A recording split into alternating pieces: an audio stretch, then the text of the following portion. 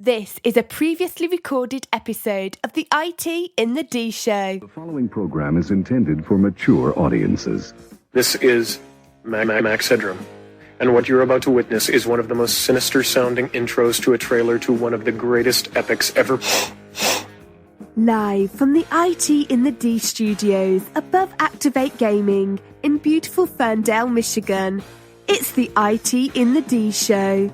Hey, this is John Schneider from Nip Tuck Smallville, the haves and the have-nots. Oh, Dr. Quinn, Hot in Cleveland, Secret Life of the American Teenager, and just about everything you can possibly imagine. And oh yeah, the Dukes of Hazzard. You're listening to Bob and Dave. It's the IT in the D Show. Just where do you guys think you are? The Library of Congress? Detroit? Beyond the sun? Any of those, right? Take him to Detroit. No!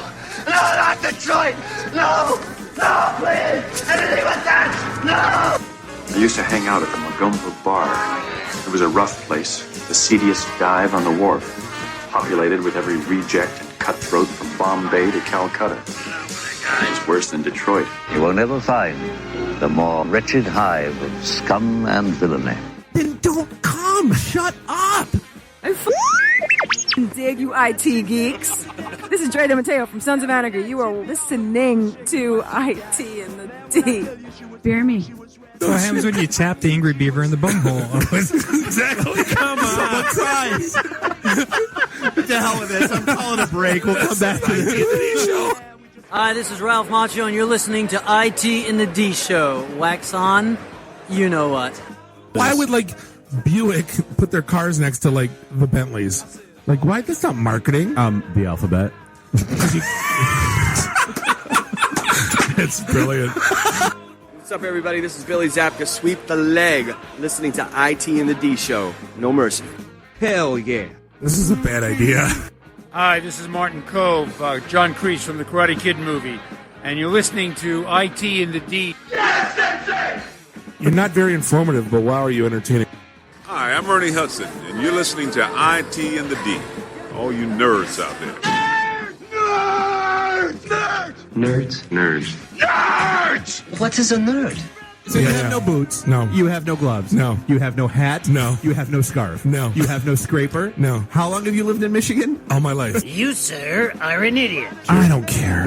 This is Scott Steiner, Big Papa Pump. IT in the D Show is your hookup. Holler if you hear me. You're in your underwear, I'm in my underwear. Hey, let's hang out. No, I'm sorry, honey. I have a headache. I definitely want to see Bob in his underwear. That's a fact. We got screwed at the same time. Yeah. I was banging on the wang. I may have to wipe the geek off. You need to be able to go in, hit it hard. Skeptical Dave is skeptical. I can't say no, and I don't really want to. Well, especially with the back doors open. This is the ladies' man. It's just too big. It's way too big. We just lost our clean tag on iTunes. This is Robert Hayes, Ted Stryker to my mother. When I'm not hanging out at the Magumbo Bar, I'm listening to the IT and the D Show. It's worse than Detroit. Is there such thing as a meat hangover? I love my Monday meat stick. Turn your microphone off. Just get out. Pickle in the PPR. What I ever done to you? You are drunk fool. Besides that. Last year, I spent more money on spilt liquor than you made. Woo! Hey, folks, this is WWE Hall of Famer Hacksaw Jim Duggan, and you're listening to the IT in the D Show. Tough guy. Ho! Guess Captain Soundboard doesn't know how to run the soundboard. Shut up! So, what would you little maniacs like to do first? The question isn't what are we going to do. The question is what aren't we going to do. Ludicrous speed! Sir, had you better buckle up? Buckle this! Ludicrous speed! Go!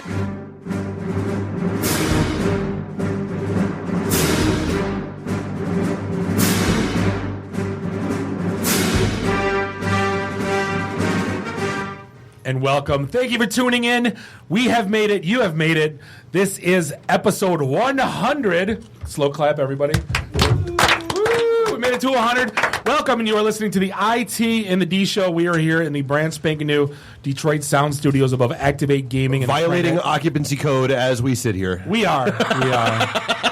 In beautiful Ferndale, Michigan. This is Bob, the sales guy, here with Dave the Geek. Find us online, itinthed.com. Like us on Facebook. Follow us on Twitter, and if you have the Googles, we have an app with a giant play button, and we do iOS is. I don't know, when is iOS coming out? With version 2 of the app. When is version 2 coming out? Allegedly about like 3 weeks. Don't ever buy version 1. Didn't we tell you this? And it's Microsoft products. Never Oh. buy version 1 from Microsoft ever, no.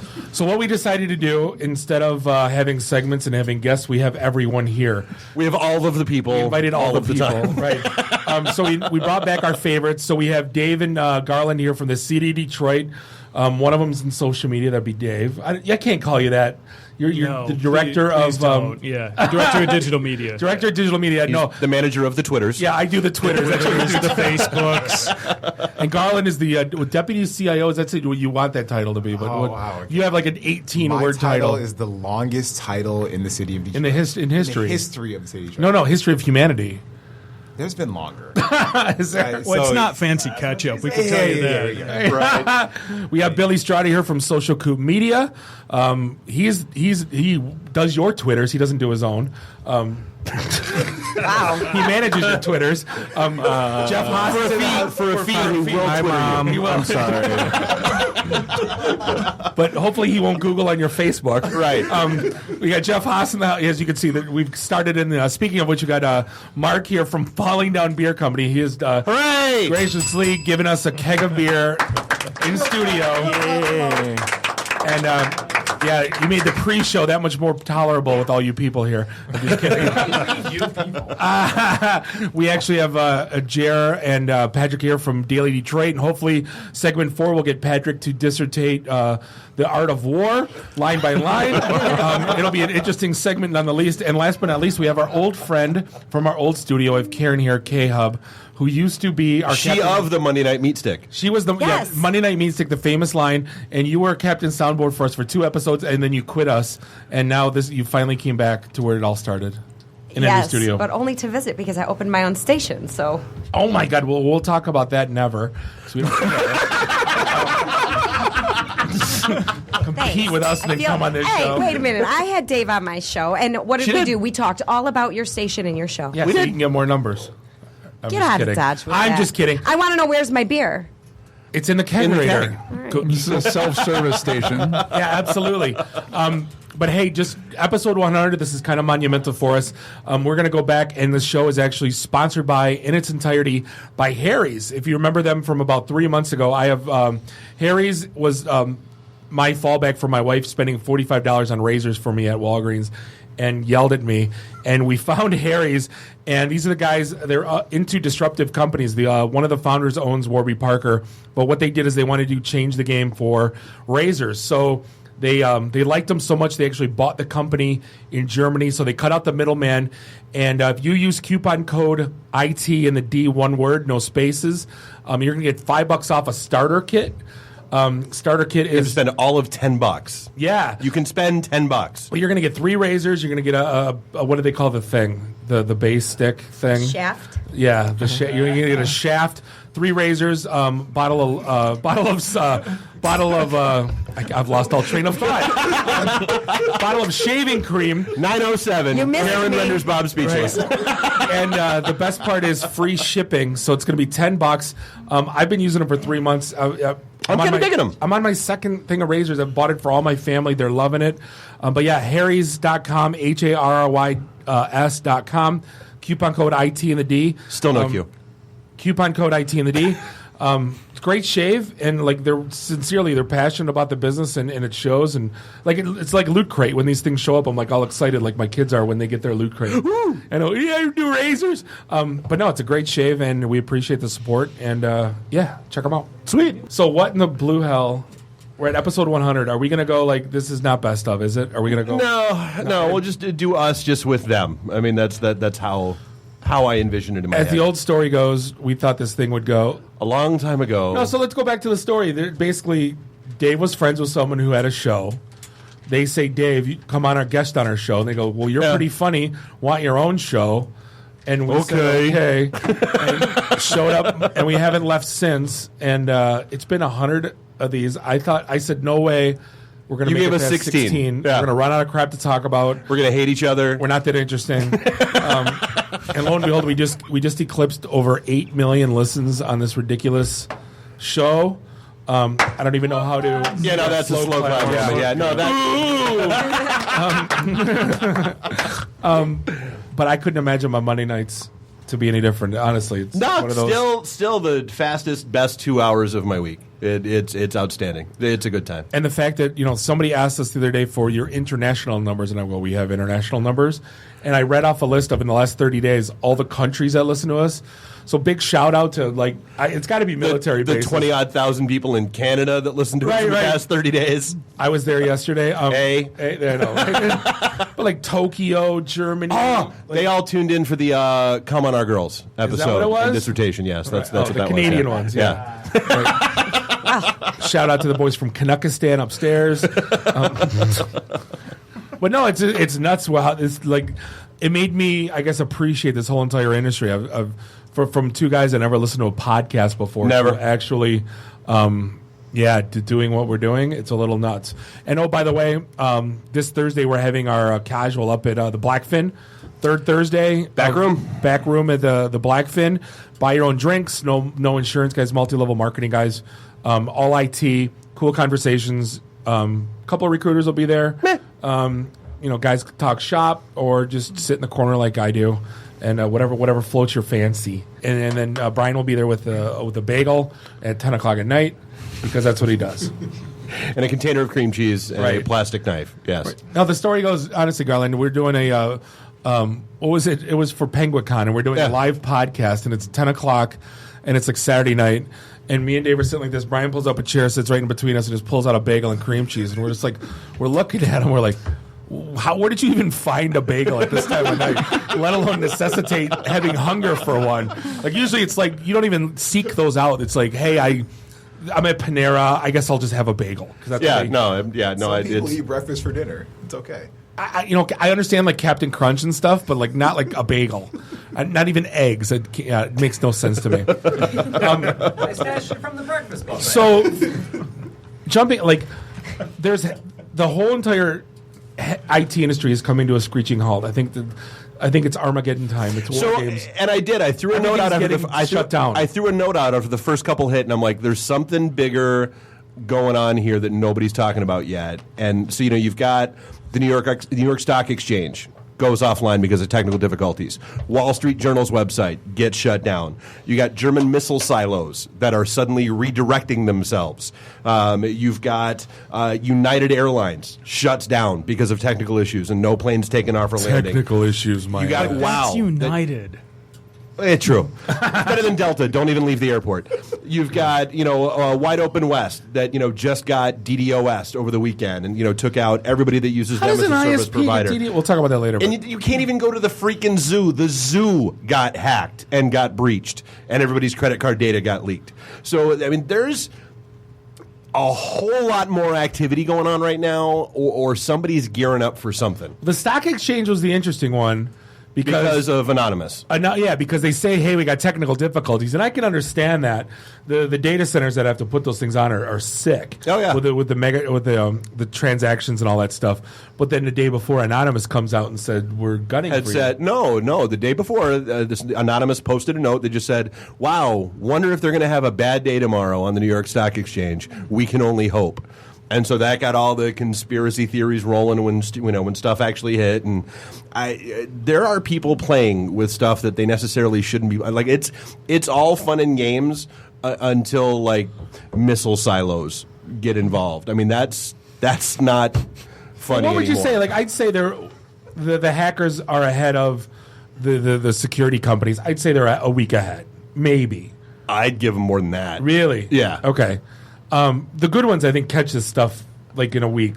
Some tout to be we catch it in 0-day attacks in 24 hours. I don't buy though. There's something's going on. Well, no, yeah, because this isn't a 0-day. This isn't a virus. No, I know. This isn't this is crap's getting shut down. Oh, well, yeah. These are a series of core. You can't DDoS an ISP without a lot of forethought and planning and coordination. I had to watch Maximum Overdrive this weekend because of this. Nice. I know. Which, by the way, dear Detroit Free Press, a denial of service attack is not equal to hacking. They are not the same thing. He hacked my Facebook. Yeah, exactly. That's not a hack. Please fire whoever wrote that. Yeah. They don't know. Write an editorial. Yeah, great. Yeah, my grandmother apparently is writing for the Free Press. It was on the internet. It's like, they hacked it. Oh my goodness. My David got hacked. He left his phone open, and now he's got diarrhea at the bar. But speaking of information getting released, also having yet another bad week was Bill, was America's dad, Bill Cosby. Oh, leave the cause alone. Nope.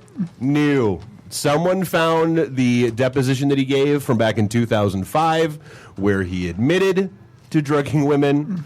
And then that basically led to his wife coming out and going, okay, well, yeah, he did. First it was, no, he didn't. Then the deposition came out. Then it's, yeah, he did, but they all consented to it. And I find it interesting that none of them remember consenting to it. Who volunteers to be drugged? With the pills and the popping and the pills and the Why'd you suck on my pudding pop?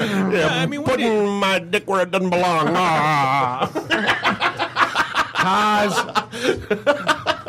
There was a great video on YouTube today about making his barbecue sauce. Yeah, the barbaquelude. Oh, my God. Just when you think, you think not, you don't know any of these people. Everyone thinks they have some, right? They know, like, I'm Robin Williams. I'm so sad. No, you're not. Cosby. You don't know. Like Robert Blake, when that crap came out. Oh, with his wife. Yeah. Oh no, there was more than that. When he had all the dungeons and all he was like the biggest creep in Hollywood history. It's like Hogan's hero was a creep, and you don't know any of these people, man. And for people to pretend that you don't know the Robert Blake stuff. Dude, that's not Bob Robert Crane. Blake. That's Bob Crane. Oh, it's Bob Crane. Robert Blake was Beretta who shot his wife. God That's why you bless him. lost me. Bob That's Crane. why everyone's looking at me Hogan's funny. Heroes. Bob Crane. Yeah. Sorry. I'm thinking of. Never mind. I'll stop talking. Go start talking. I'm done. Misconception. Yeah, but no, he was number 2 in never mind. Yeah, he was Beretta. Yeah, Bob is what he was. I know. Also, having a bad week is the idiot in Florida, the guy who decided it would be a great idea. So he's 42, had a 23-year-old girlfriend, which more power to him. Great. They decided to be a great idea for them to have sex on the beach in Fort Lauderdale at 2:30, not a.m. In front of kids. P.m. Yes, 2:30 in the afternoon. In front of kids and field trips and all that stuff. And so when it all came down, he got 25 years. What? What did she get? What? Herpes. I don't know. No, she got 3. Because apparently, like, she copped a deal and agreed to testify against him that, yeah, they were really having... Because he was trying to deny it that, oh, no, we were just playing... Like, apparently people had video. You can murder someone and be out in 12. What kind of system are we living in? Maybe Obama will commute a sentence. Right. Yeah, this is what's overrunning the prisons. Well, yeah, it's like, we had talked, so yeah, you sell some weed, you wind up in jail for years, yet, Dr. Douchebag, who was telling people they had cancer when they didn't, ruins 550 people's lives, winds up getting roughly a month for every life that he ruined. He got a 40-year sentence, and he killed people with, cancer medication and, millions and millions and millions of dollars in fraud. And yeah, that guy got 25. That guy got like more than half of his sentence. How that guy doesn't get the death penalty is a travesty. Because we don't have it in Michigan. They should start it. Yes, they should. Just put him on a slow IV drip of the cancer medications that he was giving people. Right. I think that'd be outstanding. But then we've also got, so not one, but 2. And in case you people thought that we were the only ones who hated you with your goddamn selfie sticks, you people are the goddamn people with the goddamn selfie sticks that even Mother Nature hates because not one, but 2 separate incidents in the past week got struck by lightning with their freaking selfie stick, dead. Yay. People are great. Thank you, Jesus. Yeah, exactly. Thank you, Mother Nature. That is really going to screw up somebody's Instagram feed. Or it could be the best picture ever. If it had on an auto upload. It'd be Bishop in Caddyshack. Right, exactly. Don't ever tell a Navy man if I'll have another drink. It's none of your goddamn business how many I've had to begin with. For Christ's sake, you're a bishop. There is no God. Sorry, I could do it. We're going to do Caddyshack the rest of the show. Stay tuned. We could. It's Right. always fun. Great social media story. Getting back to our friends up north of the border. So out of Toronto, there was the story of the poor dead raccoon. That someone reported at about 8:30 in the morning on the side of the road. What? That there was a dead raccoon on the sidewalk, and then nobody came to get it, and so like by 10 o'clock in the morning, people had started building a shrine around the raccoon. Did anyone take pictures? By 11 o'clock, people had started a hashtag, the raccoon of Toronto. By 1 o'clock, they had started tweeting at the mayor and the city council, who were like forwarding the messages on to, waste animal control, waste management, whoever, go take care of the damn thing. By 5 o'clock at night, there was a candlelight vigil around the dead raccoon on the sidewalk. The best part was that first report was like 8:30 in the morning. By 10 o'clock, when the shrine first started showing up, so in 90 minutes, God love this person, someone had gone out, gotten a framed picture of a raccoon in like an 8 by 10 frame, and placed it next to the dead raccoon. God almighty. And that was the start of the shrine. It went on until like 1 o'clock in the morning when someone finally came and got it. And you gotta love people. Yeah, because apparently the mayor got into it and was like, basically as he was getting tweets about it, he was, throwing tweets back out with the shocked Drake face, Drake when he hears about the Toronto raccoon. He was. And was at least having fun with it. He's using memes. Yeah, exactly. Yeah, the Toronto mayor was memeing. So let me ask you a question. Have you seen the thing where people are buying a get well soon balloon and tying it to roadkill? Yeah, same thing. It's like, who drives by roadkill, decides, goes on Google, finds the nearest party city, gets a get well, does a complete 180, laps around, gets out, and then ties it to this poor dead animal's leg in rigor mortis. I thought you had to answer yes to that question to be on this show. It's on the pre-show questionnaire. I wish I had that kind of time, or just that sense, oh, poor animal. I don't think, let's go to Party City and buy balloons, get well soon, and then post it on the Chive, and then hopefully it goes viral. I don't think like that. I don't know, where did that start? Where did people start thinking like that? The whole candlelight vigil thing, I think it's freaking hilarious. I wish I was a quarter that. I said, I wish it's something people that write the Amazon reviews for milk. I wish I was a tenth of that funny. Oh, the plutonium. Have you ever read those? Yeah. We talk the banana slicer. Again, you should be working in Hollywood because Hollywood not funny. Let's just make that. If you went on our Facebook page this week, the picture of the Ghostbusters new movie in uniform was released, and boy, oh boy, does that look like a great movie that's gonna come out. I don't know if it's because they all look so sad, or if it's just because stop redoing stuff and making it stupid. Can't you just make it call it something else and make it four girls that are trying to get ghosts? Do you gotta call it Ghostbusters? Remember the cartoon, the new Ghostbusters, It's and it girls? wasn't them? Yes. Right. Are they hot? No. It's Melissa McCarthy, and I don't even. So I'm not gonna lie. My concern. Do you remember the scene with the hot when he was dreaming and the hot ghost chick Dan Aykroyd? Mm-hmm. My That's fear. his wife. I know, but my fear is that they're going to have Melissa McCarthy in that scene. For that. No. Isn't she that heavy girl? Yes. Yeah. Which not there's anything wrong with it, but no. No, but not for that scene. No. She's not funny though. I try to watch. Oh no, she's funny. You're funny and not funny, good and terrible. So what the hell is going on? Oh dear Lord, sad news in the world of rap. 50 Cent declared bankruptcy. Doesn't today. have 50 cents. So hopefully he'll do better in the next 2 quarters. Boom.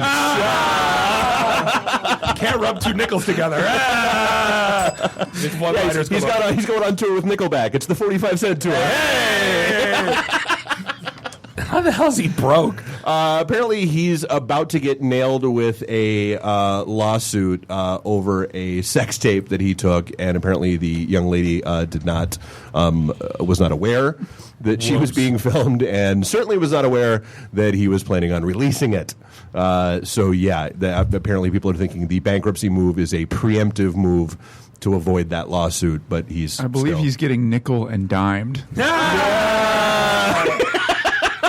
It's him, MC Hammer. I'm trying to think of everyone else. It's I'm trying. Who else is Half big? the NFL. Right. Oh my God, what a sad the E60 on like all the guys that are broke now. Yeah. It's crazy. Well, the one thing I never understood about MC Hammer is how do you wind up at the point where you have an $11 million American Express bill? You pray.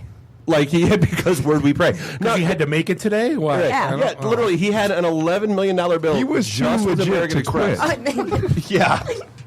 So he spent it all on pumps and a bump. Yeah. He told the bank, "Please don't hurt me." I don't know. Sorry. Stop, Bob. This is awful. It's Stop. getting worse by the joke. but if here the thing though.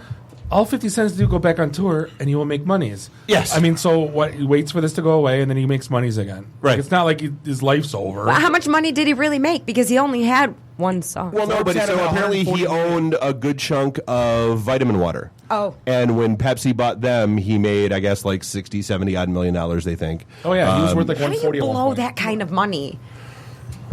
Apparently, You could have hookers and drugs all you want and still not blow that kind of money. Cayman Islands. What, you buy one? No, you can hide it there. Billy speaks like he has personal experience with this. These are stories I have not heard. Billy's probably And we have the to. name. I guess we have to have a moment of silence. The CEO and the godfather of Nintendo has passed away. He did. He no hitting his head on a cube of with a question mark above it jokes. Right, yeah, there's no he doesn't He had a have bad two guys mushroom. left. He doesn't have... None of those kind of Ran out of jokes. lives. Yeah, no. No one. He missed the last one up in time. Sorry. Timer expired, yeah, no. This is the worst joke series ever in the history of this show. It is, but so there was a 8 little bit of million listens. outrage that came out because apparently Hyundai is replacing GM as the main Super Bowl sponsor. Why are people angry? Because it's not GM and it's not an American car company that's doing it. There are no more American car companies. Yeah, exactly. But it's outrage because why not be outraged? Because that's how that goes. Well, because if you're so outraged, why don't you put the money together and you put a commercial of you sitting on the toilet and making fart noises? I'm just saying. Spend the $3 million, yeah. Yeah, you get all your neighbors together, chip in $10, and take out your little camcorder, and you guys make a commercial. I swear to God, every time someone's offended or outraged now, like my blood pressure is going through my doctor's loving me now. It's getting stupid. It's so.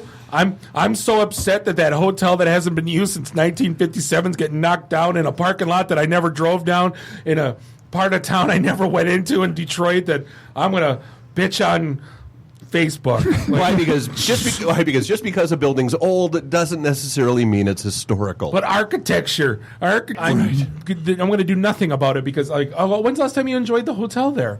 Oh, because it closed in '59. Right. Oh, when were you born? Yeah. It was closed for 30 years before you were born. Oh, you went when the Salvation Army ran it as a homeless shelter? Tell me how that went. Yeah. Right? Oh, did you donate? Did you work there? Did you help? You didn't do any of it, and you're outraged? You really missed the Zombieland graffiti on the top of the That's building. the worst part. Is you can't, it's not a backdrop for all the hipsters, just like the train station, right? And that's like their prom picture backdrop now on their one-speed bikes, and now they're offended if it gets clean or taken away. You can't take it away. They're not one-speed bikes. They're fixies. Oh, what are they called? Fixies. The hell's that? I don't know. A one-speed bike. Apparently, you know because you know the name of them. I don't know. They run on fixie dust. I don't know. I think that's what you get when you wear hipster pants. Right. Pants? Oh, the skinny jeans? The skinny jeans. Or the corduroys. You can hear them coming a mile away. You don't have to worry about the corduroy. And if they're a little pudgy, their thighs are like igniting in smoke. Hey, does he got cards in his bike spokes? No, those are his corduroy pants. Karen, you're bringing back bad childhood memories of wearing tough skins. Just stop. Look, I'm sorry you had to shop in the Husky I section, did. okay? Don't make fun of me. That's I did. not my fault. Mama Didn't should you- have dangled the carrot and made you run. Didn't you read the thing about cyberbullying? You can't do it sitting next to me either. Hey, we're coming up against a break. Side chair bullying. We're coming up against a break. This is going to be this of 2 hours, so don't go anywhere. This is the IT and the D Show, and we'll be right back. IT in the D. Read, meet, listen. Networking Detroit, one beer at a time. Hey guys, it's Time Hawk, Bruce Leroy from The Last Dragon. You're listening to the IT&D Show. If you're a reseller of IT solutions, the original equipment manufacturer should not be your strongest competitor. At Quantum, we understand the true meaning of partnership. We work with our channel to deliver industry-leading solutions together, all the time, not just when it's convenient for us. Heck, we don't even have a direct sales force. Quantum is looking for a few good partners. Call 586-745-4DXI to get started. That's 586-745-4394. This is a previously recorded episode of the IT in the D Show. Welcome back, segment 2, episode 100. This is the IT in the D Show. We're hanging out in the Detroit Sound Studios above Activate Gaming, the TriNet corporate offices in beautiful Ferndale, Michigan. This is Bob the Sales Guy, always here with Dave the Geek and Jeff the Other White Meat. Find us online, itandthed.com. Follow us on the Twitters, like us on the Facebooks, and download our apps on the Googles. Episode 100 it is. You will be punished, we've decided is the name. Pun. Put the pun in punishment. Bad jokes. Speaking of bad jokes, I have to ask. I've noticed that the accommodations are far nicer, and we have appropriate refreshments for everybody. But the size of your soundboard has drastically shrunk, Dave. Yeah, it's cold. It's newer. Exactly, it's cold in here. Don't judge. He's been swimming. Leave him alone. Captain Soundboard ship is a little smaller. It's technology. You should you should see the remote board. It's technology. It shrinks in half and then it doubles in speed. It just right? More size doesn't matter, right? Especially with when you're referring to Captain Soundboard. Especially, but hey, we got lucky this week. We got two guys from the city of Detroit, from the digital media side and from the technology side, Dave Lingholm and Garland, and actually we're joined by Jeremiah and Patrick from Daily Detroit. Figure we dive into what in the hell is going on because there's so much tech stuff changing almost daily with the city. True. From there being an app to put out burnt street lights to laying all the fiber where they're putting in the. Is there an app to report dead raccoons? That's It is not included in Improve Detroit, but I have a feeling it will be soon. We just need a process to figure out how to deal with dead raccoons. So I mean, the hot buttons, obviously, the stuff that's getting all the press is the stuff I was kind of talking about. What's kind of the hot buttons is going on with the city now? Is that what things are revolving around? Getting the community more involved from a tech standpoint and getting everybody connected, or what's? It's really almost twofold. It's one, starting to recognize that there is some power in having things like apps, and then the open data stuff, and that's really what Garland. That is a lot of what he focuses on. Just getting different departments on board with the idea that this information that you used to have to FOIA is all of a sudden publicly available and easily searchable and easy to use. So just getting people internally, that's been a pretty big lift. Yeah, I mean, because we had a couple of weeks ago, we had the CEO of Rocket Fiber on. And one of the, initially when we heard about it happening, we were like, "Oh, great! They're going to light up the Bedrock buildings and the Gilbert building." But no, they got a great plan because getting the neighborhoods connected. So one of the things they're doing is lighting up community centers, kind of using those as hubs, and basically putting giant outdoor Wi-Fi and basically getting the communities connected. To me, that's you want everyone talking and everyone collaborating. That's a huge step. Well, because the app doesn't really matter if nobody can connect to it. Yeah, right. And the city's the vacant land can fit Boston in it. So this is one of the largest massed cities in the country. Right. How do you? Well, and that's one thing you'll take a look at. You'll see like Nielsen reported earlier in the year that 68% of Detroiters have a smartphone, and that technically probably is true, but when you take a look at who their smartphone provider is, for example, Metro PCS, Boost Mobile, once you've hit that data cap for the month, you're done. You're done until you recharge that next month. So those data caps are ridiculous, by the way. I was just in Canada. And oh my God, I think it racked up it was like $2 a meg, and I was barely touching my phone, and it racked up $150 in data charges. Because it's all your normal background notifications, yeah. Yep. And I'm like, oh my! Once you're tracking it, if you don't have unlimited data, that cap is ridiculous. It is. So we'll see. we'll see a little bit in the traffic on the city's website. It's not such a big spike that I freak out about it, but you'll see a little bit of just a drop toward the end of the month, and you can tell people get the cell phone data plans recharged, and all of a sudden, hey, we're getting more traffic back to some of our stuff again. So having more community Wi-Fi would certainly help. So you got community Wi-Fi. They're not having parades anymore for fixing streetlights, right? That's all done. We're past that. Most of the streetlights are on in the neighborhoods. Actually, every neighborhood. It's in the an city old joke. should have I don't mean to. Oh yeah, but it's definitely not a joke in this administration. That's seriously. We still. I want to get past that point where we're talking about it. Absolutely. Yeah. Absolutely. We picked up the garbage. You're supposed to. Right? This isn't something to pat you on the back. No offense. The building's supposed to have windows. Right. But I mean, you're looking at, going back to the construction. I just drove by the other day, last Friday-ish, and it's crazy what's going on in that whole Woodward corridor. I mean, it's exciting. If you complain about construction, then you complain about the roads being bad or stuff. You got to have a common ground. But there's building everywhere going on down there. There's a ton happening downtown in the 7.2, but you get out in the neighborhoods and you start to look at, there's this program called Motor City Match, for example, that is helping. It's a dating site? Actually, from a business perspective, it is. So it's matching the real estate, the vacant real estate in some of the neighborhoods.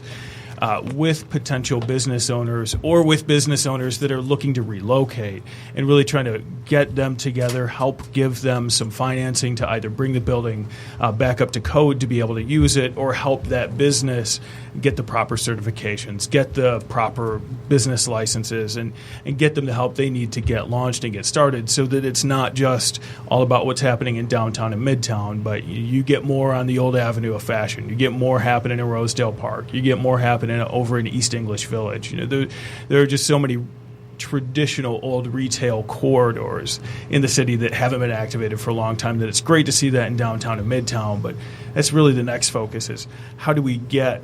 Well, there's so many areas.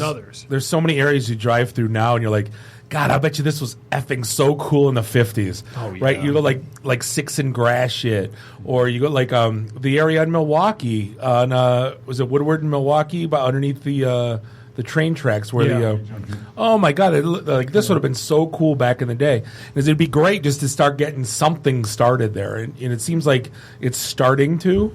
Right. Well, and so I live pretty close to the Avenue of Fashion. I can walk over there, and it's just that's 7 Livernois, right? 7 in Livernois. Yeah.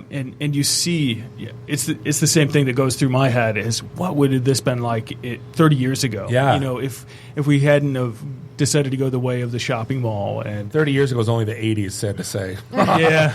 I lived there back then, and even in the 80s, it was still very predominant with all different kinds of businesses and communities, and Detroit was thriving. I grew up there, and it's to me it's miserable sometimes in some of the areas to drive through, and look what's deteriorated over my lifespan, and my lifespan is not very long. Well, and that's that's a big focus of what's happening is trying to get the businesses to come back, because things like the land bank auctions, people are actually buying the houses, and it's not the barrier to being able to close on the house is being taken away through some financing deals. There's money available for people who don't have the income to necessarily fix their properties. There are grant programs. There are low interest or no interest loan programs to help them keep the roof on and things like that. So the neighborhoods are starting to stabilize. But it's really not going to take fire until you start to get some businesses. It's an easy walk for people. The problem, what I saw, I don't know if you were on when I told this story. My boss has a couple of rich friends that bought a city block behind Corktown for $1 million, the whole block. And they're just sitting on it, waiting for it to appreciate to the point where they can make a big return. They have zero interest in rehabilitation or to build. I can't really say it's sad because it got to the point where people are finally buying stuff. But it would be nice if they would put incentives or something in place so people wouldn't sit on these, Matty Maroon properties and just let them deteriorate to shit.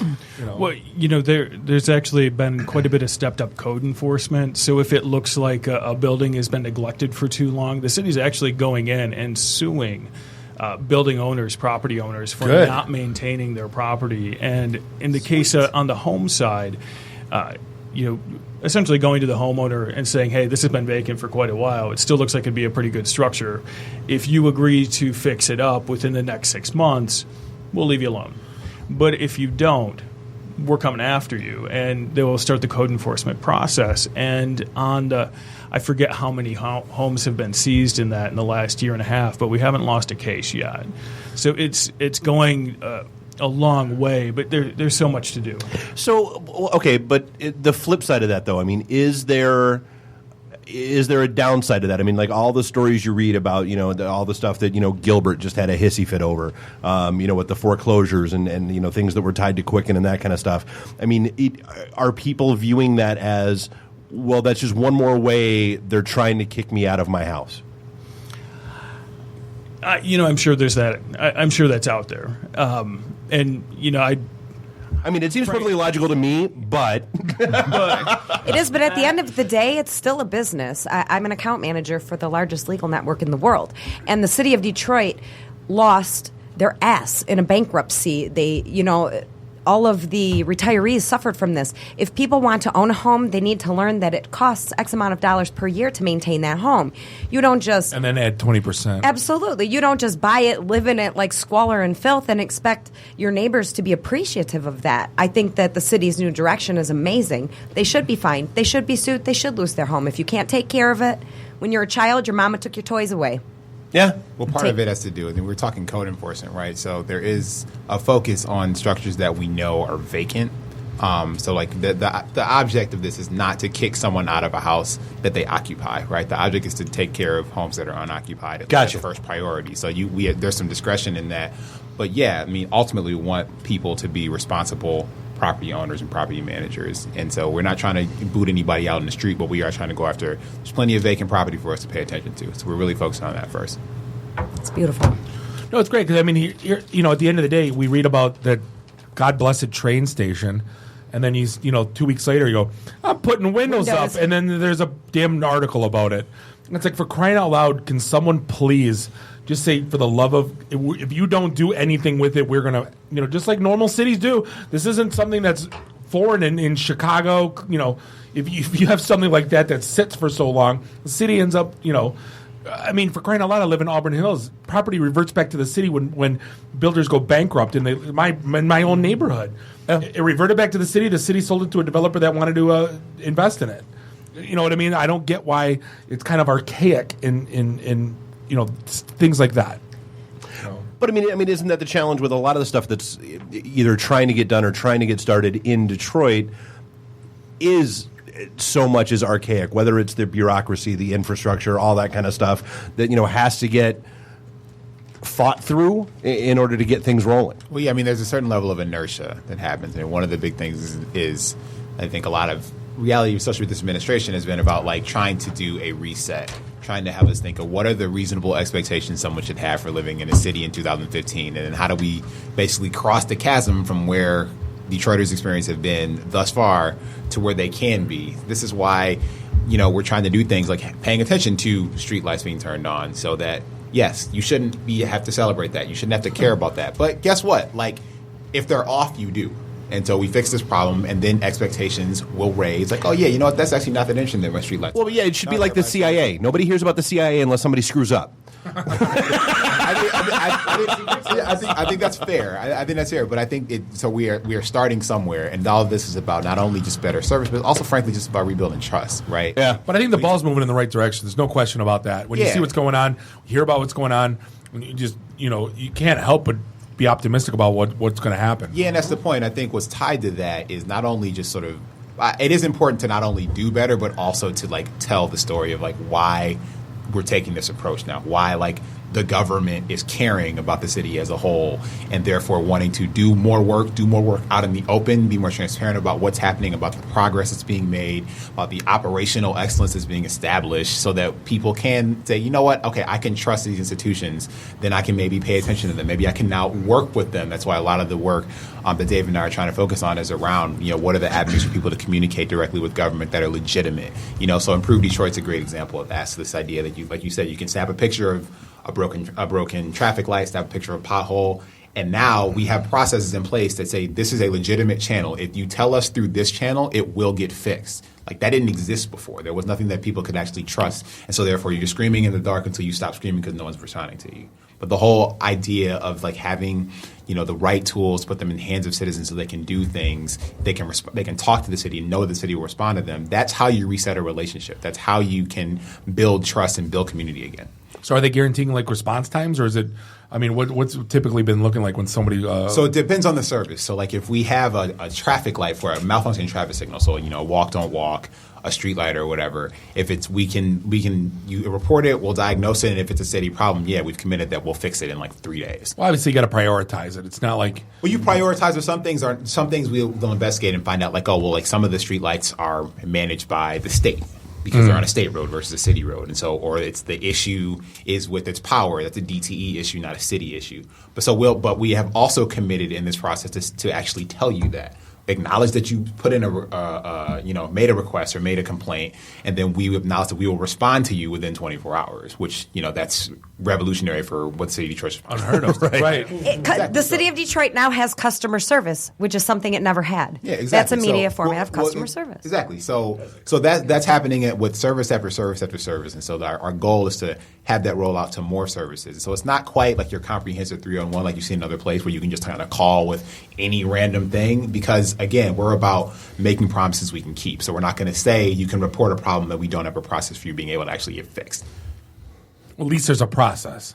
Well, that's the point. For everything that we have available there's a process to get fixed. You can trust that we're going to be able to deal with it. If you call to report a dead tree that's blocking the sidewalk, like, we'll get that fixed in I think what it is, depending on how severe it is, could be as soon as 3 days, as much as a week. So we'll fix stuff, and that's a promise that we've made. And that's it's moving in the perfect direction. So, because you see that stuff and everywhere else. It's good that things are getting brought to where it should be. And again, I think once you're getting the first floor done, then that's when you see everything building on top of that, right? Where you got the base done, and okay, now let's move. Totally. Well, and I guess that's a good point. So, knowing that we have listeners, both here in the Metro Detroit area and outside of it, from your perspective, like what should people know importantly about the city of Detroit and what's going on here, as far as maybe not necessarily here? I think a couple things. So, the reason I'm excited to be back home, Detroit's my hometown, working in Detroit, working for the capital C city, is that this is an opportunity for us to really define what it means to be in a city. What does an operational city look like? And we get a chance to really write that script in a way that hasn't been written in our town in 2 generations. True. And that's an amazing opportunity. It's an opportunity to be able to think big, think bold. And yes, there's inertia that exists. Yes, there's bureaucracy that needs to be rethought. But we actually have the power and the opportunity to do it because of the context of everything with the bankruptcy, because the context of our workforce beginning to evolve within city government, because we have an engaged and passionate civic technology community that really grew up thinking that they had to do more stuff because the city, they didn't consider it functional. But now that we're able to play a role in whether that's the data and information landscape, whether that's the ability to provide technology decisions that actually make sense, that gives us a chance to have way more partners than the city could have ever worked with in the past. No doubt. That's a huge opportunity for us to really do things and think about things differently and really sort of leapfrog where other cities are. It's like I lived in Washington, D.C. most recently. And so you talk about they have 301 in other cities. I couldn't trust 301 in D.C. the way I can trust it in Detroit. That's saying a lot, and I think that we can start to build momentum by putting out services, doing projects that people can actually feel, understand, touch, and experience the new way of Detroit. And I'm excited to be able to come home and work on that process. Cool, perfect. So Jeremiah, Daily Detroit. On a lighter note, what's some of the stuff you guys been covering lately? What's happening party wise or social wise in the D? New windows on the train station. So I had to just because it's on the site. We've been actually up to quite a few different things. Patrick, what's one of the things that you're pretty happy about? Well, we're launching a new series of podcasts where we're going to kind of transition over into topical coverage of things. So we're going to do Motor City Happy Hour. It's going to be a food and drink podcast. Yeah, that's one that we're really excited about is the Motor City Happy Hour. Genesai is one of our great food writers, and just going around town and like getting some of the stories behind all these like really cool places. In fact, one of the places we're going to hit, Stray Cat, thanks to Mr. Phillips, the Stray Cat Lounge. And, there's just so many cool things happening and stories behind it. It's a nascent food scene, and it's coverage people love to read about, but having it in like a different kind of way. But Stray Cat's not in the city, Jer. Don't your powers fade north of 8 Mile? Notice it's Patrick and Janice going to the Stray Cat, not Gotcha. Actually, he turns into a poof of purple smoke. Fixie dust, actually. Fixie dust. Well, if you think about it, though, like, if it wasn't for, like, even look at something like the Whiskey Parlor, if you're not, like, in the scene or in the know, you're not going to know about that place. No. I mean, it's covering the places that... Well, that's a great freaking place that just opened up. Absolutely. Yes. But, enough already with the, the oldest 10 bars, and we get it. Here's a bar you never heard of. Well, we 5 hamburger. Yeah, we heard and we know. Now, the problem is everyone goes, I like it, or they, like, go, no, that one's better. So it, like, becomes this... That's why they post them. Yeah, they post them because, like, literally one of our most popular popular posts is when Patrick wrote something, the 5 sandwiches you need to have in Detroit. I swear to God, like 2,000 Facebook shares in 12 hours. Because it's just like that's what, like, all of a sudden it's like, oh, we're going to go crazy about the Big Baby sandwich. I like the Derpa Burger. No, I like the Derpa Burger from their Derpa place. Reading those things. The Derpa Burger? It's so... honestly, it's the bottom. I'm so suckered into reading the Facebook comments on like public sites. I need to stop. Especially the Dalai Lama's page. Oh my God, I love that one. That's my favorite. Bob, I mean, what we're going to do here is we're going to take a couple of those places and we're going to go in and sit down and talk to the people who work there and make the food there and, kind of figure out what makes that place great. And bring those stories to people. That's what we're doing. And then each one, and then eat the food, will be a 37-hour podcast. And there'll be a listicle right after. Yeah, I'm just going to do it 24 hours a day. Actually, he's going to set up the podcast mic. It's going to be great. 8 Mile. Then he's going to stand over on 7 Mile, and then he's going to live stream. We've bought him an iPad. He's going to live stream constantly. He's going to have a backpack, shoving conies into his face, riding a bike for down 8 Mile, riding a bike, shoving conies down his face while riding a fixie down 8 Mile. And live streaming it for 3 days straight. That sounds like the Periscope plan. That's the most unfortunate app name ever. Here's the thing, though. Like, I remember on a Thursday when we were 22. What did you do? You grab a Metro Times at the corner bar of the coffee to the shop. back. Oh wait, you sorry. flip to the third page from the back. No, but you always checked out what was going on at the bars, and like that doesn't exist today. No, it really doesn't. Metro Times Online, it's lousy.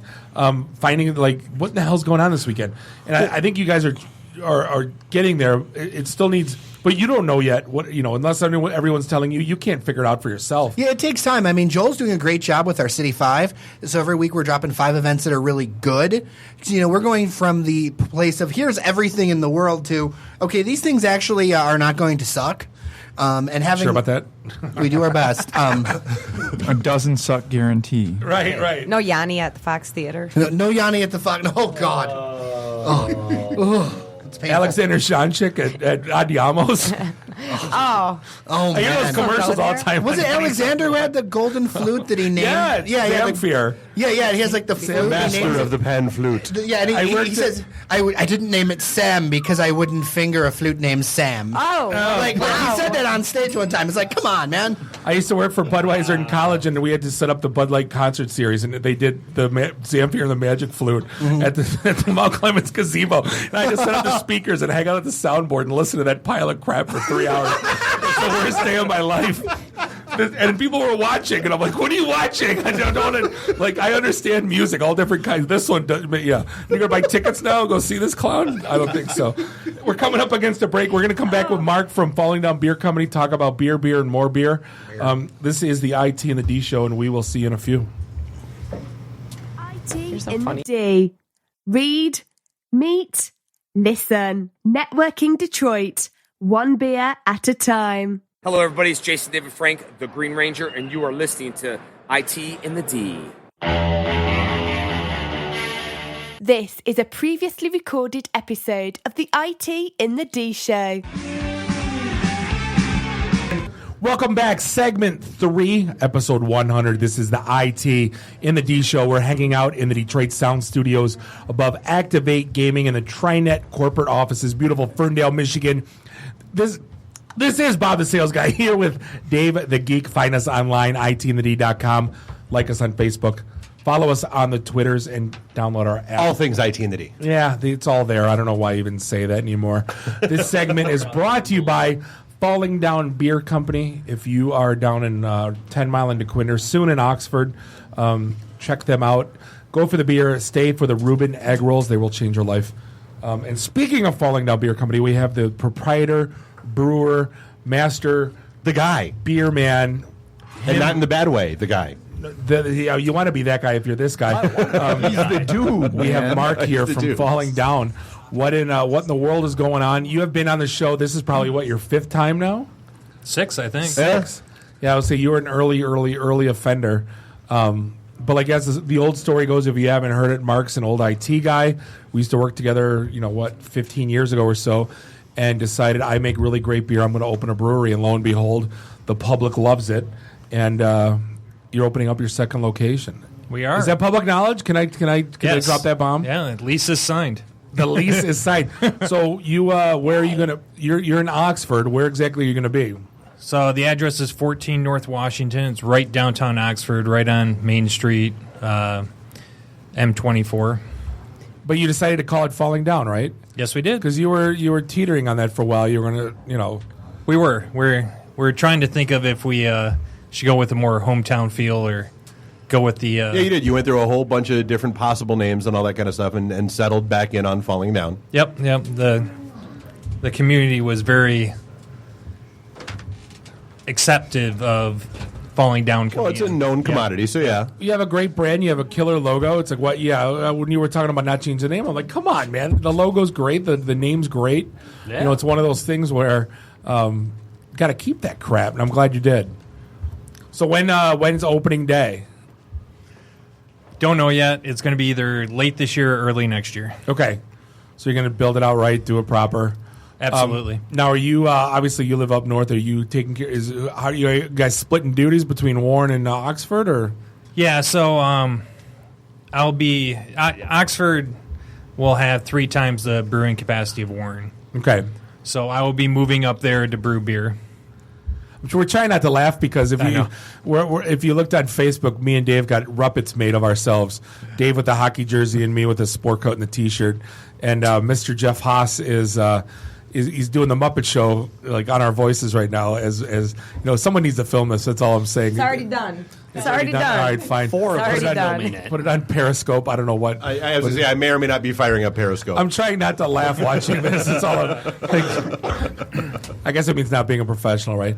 It's all right. No. But so, Mark, if you haven't had the beer from Falling Down, I guess give a 101 or a quick description of some of the styles and some of the beers you guys are doing. 'Cause obviously, craft is it's a wide lens, right?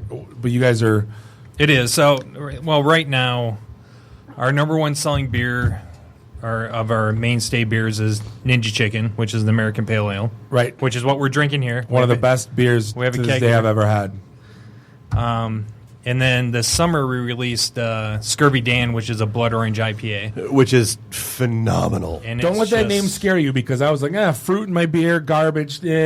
For some reason, you guys do it where, like, I had a watermelon beer you guys had, which is killer. I would never drink a watermelon beer. I'd mock it. That would be delicious. It was so good. It was, honestly, to the day, the blood orange IPA and the watermelon were my favorite beers after. Yeah, I was going to say, so, Karen had her first exposure to it when I went on her show a couple weeks back. I listened back to that episode. Your beer was so good, I was slurring my words.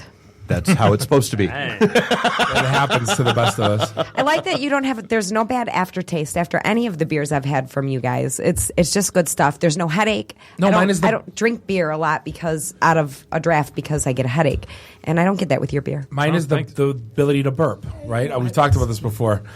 Other craft beer places, I can't burp. It feels like I just ate 13 pizzas. I ripped the most amazing burps with your beer. I seriously, it's like old frat boy days, even though I wasn't in a frat, so you figure it out. But But just no, it's to the carbonation. Again, I don't know anything about the science of it, but I mean, you feel like you're drinking a normal beer, not drinking a pound cake. God, I can't. Right. I hope it's so hard not to laugh right now. It's so hard. I think we found Haas's job. But no, the thing that I liked about what you guys do, and the breweries that are successful these days are making killer food. I think you guys nailed it right off the bat, where we're going to put together a kind of a distinct menu. Things like, hey, you're going to come here for the beer, but man, you're going to have a great meal too. I just introduced a couple of people to it, over the weekend. I brought, some neighbors over, hung out, and they were like, oh, maybe not necessarily. We've done, dragon meat in a couple other places. I'm like, nah, shut up, trust me. And they did. They loved it. I had one had a burger, one had the barbecue chicken naan, sandwich, and had a great, just loved the entire experience. Both of them walked out with growlers. Excellent. And just think about the day when we did the pre-opening in Warren, right? Didn't we have our one of our events? Hypothetically speaking, before they were actually open. Before they were open, right? We did the dry run. We've done that at like 3 places now. Mm-hmm. But from humble, I don't want to say from humble beginnings, but you guys did it the right way. You didn't build this massive. You kind of did like if you've followed founders over the years, started off small. And now if you go to founders now, it's just this behemoth, right? And it seems like you guys are kind of taking that path, doing it the right way. Yes, behemoth. Oh no, my God! I'm gonna. Jeffrey's like 4 years old right now. Jeffrey. He found puppets. So are you? So distribution's going to be out of Oxford now? Is that where you're going to? The majority of production will be out of Oxford now. Okay. No, what's capacity? Just curious. Oxford's going to be somewhere between 1,500 and 2,000 barrels of beer a year. To give you a comparison, Warren does 500. Okay. Wow. That's huge. Yeah, well, it's not going to be just beer there. You guys are. I know you guys are looking Correct. at the first thing we're opening is the brewery side, but we also got licensing to be a winery and a distillery. Ooh! So we're going to be making spirits. So it's actually going to be built in 2 phases. So the brewery and a traditional brewery tap room will be built first, and then once that's up and running, we're adding a second side that's going to be distillery, winery, and be more of a speakeasy theme. Okay. Oh, so nice. you're actually going to come in and have your choice of speakeasy or brewery. That is my kind of spot right there. I'm moving to Oxford. Do we have any input on making our very own branded whatever we want? We still haven't gotten a Slim Jim beer. Who are we kidding? They do make I've been playing with smoked malt, so I'm getting there. Stick beer? You There's make a meat stick beer? I just sent this to Dave today. There's a place called, what the hell's the name of it? Wayback Burgers that just opened in Rochester. Yeah. They have a Slim Jim milkshake. Actually called a Slim Jim milkshake. I need to go try it. But if they can make a milkshake, I'm gonna go tomorrow. If they can make a milkshake, you can make a and beer. This is why Bob works from home. Exactly. Right. Or you know what we can do? Like a Slim Jim whiskey. Now that you have a distillery. Oh yeah. That would probably be okay. Beef jerky whiskey. Good meat, smoky flavor. Yeah. Oh. Yeah. You could just soak it in the vodka or whatever. And we have a guy with a bar that could carry it. Oh, and we're naming it? Yeah, no, that's already done. We're already, you were just agreed to it on the air, so it's in stone. It's already. We just saw you nod, so it's legally binding. Exactly. Verbal contract and all that fun. Do you hear that? IT and the D is going to have their own branded whiskey. So you were talking about one of the things. It's not just the new place. I mean, you're also going to be renovating and working on the existing place that you have down in Warren right now. I mean, how you're 2 years in. How have things been down there? I mean, obviously good enough to warrant opening a second location, but I'm like, where do you see that one going down at 10 and DeQuinder? So the Warren location's growing at about 16 to 18% year over year. It's doing great. The food's flying out there. The beer's flying out there. We're looking at expanding that location a little bit, so we're actually going to add a little bit of capacity to it. We're going to redo the dining room, get it further away from the diner chic that it is.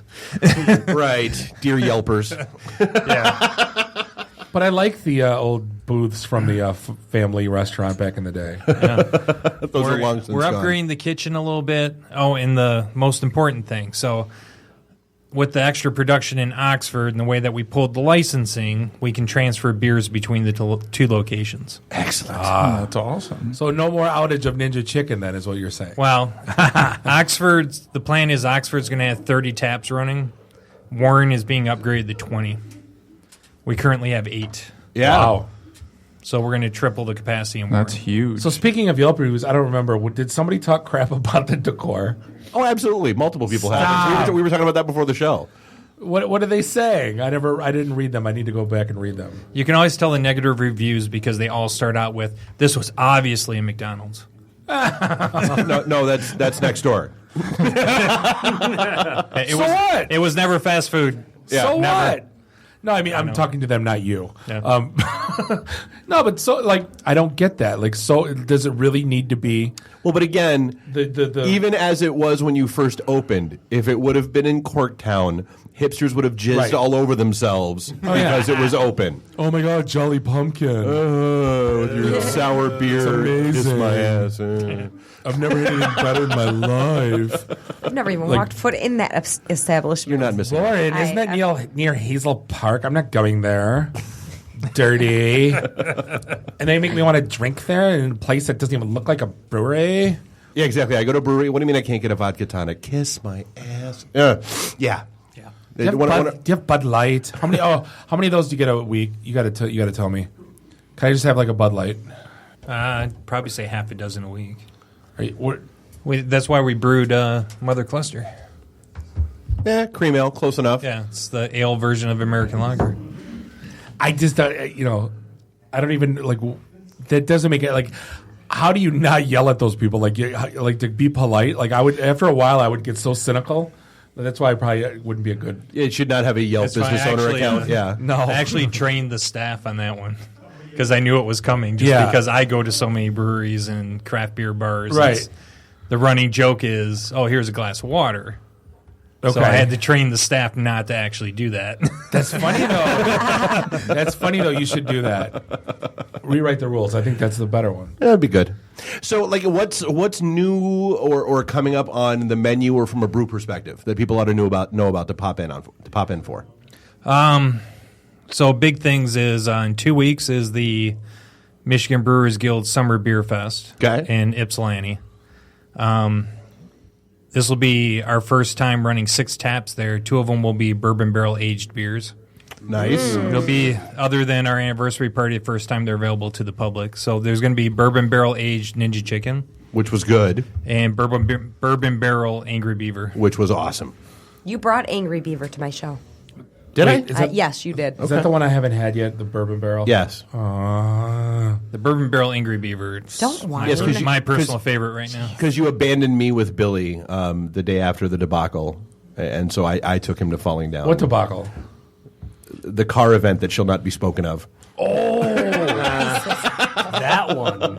Oh, was that the same day that we had beer mosas? That was the beer mosa day. That was the beer mosa day. That was my educational day. I learned what a beer mosa was, and actually liked it. We sell about 50 of those a week. Talk to me. What's a beer mosa? I don't know. We put them on the chalkboard. It's beer and orange juice. Yeah, and it sounds horrible. So it's a mimosa. My gallbladder might need emergency service after that. It's so popular; it's now a regular item. But picture that cherry blonde, the vampire bunnies, with OJ was solid, delightful.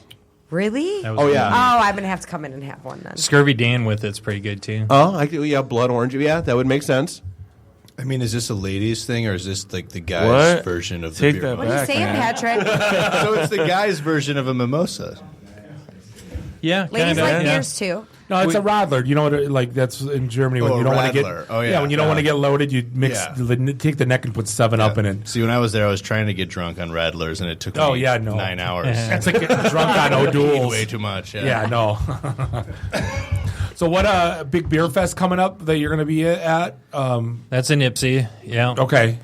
The other thing is we just started distribution in the northern counties, so Lapeer, Genesee, Midland, Bay, Saginaw, all those areas exploded. Really? Yeah. So we. Yeah, I saw your post. You guys got picked up by a lot of places out there. Yeah, we've sent 68 kegs of beer out. They're all sold. Wow. Nice. Huh. Now, if I show up at the store, can I get Bourbon Barrel beer from the tap now in Hazel Park or no? No, it's a special. Special? Okay. Special one for the festival. We're actually bottling the remainder of the batch, and we're going to be selling it in bottles. Okay. Out of the Warren location. Dibs on the first case. We'll pay for it. I'm not like verbal contract. It's in stone. Exactly.